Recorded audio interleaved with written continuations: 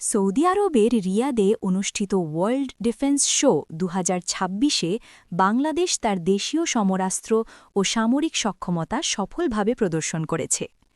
৮ থেকে ১২ ফেব্রুয়ারি পর্যন্ত চলা এই আন্তর্জাতিক প্রদর্শনীতে বাংলাদেশ সেনাবাহিনী প্রথমবারের মতো একটি সমৃদ্ধ স্টল নিয়ে অংশগ্রহণ করে। স্টলে বাংলাদেশ সমরাস্ত্র কারখানা BOF উৎপাদিত নিজস্ব প্রযুক্তির আসল্ট রাইফেল, বিভিন্ন ধরনের স্মল আর্মস, বিভিন্ন ক্যালিবারের গোলাবারুদ, মিউনিশনস, মর্টার শেল, দেশীয় প্রযুক্তিতে তৈরি আধুনিক বিস্ফোরক সামগ্রী প্রদর্শন করা হয়। এছাড়াও মেলায় বাংলাদেশের স্টলে উন্নতমানের মোনোকুলার ও বাইনোকুলার নাইট ভিশন ডিভাইস প্রথমবারের মতো উন্মোচন করা হয়েছে, যা গ্রিসের থিয়ন গ্রুপের প্রযুক্তি সহায়তায় বাংলাদেশে তৈরি হচ্ছে।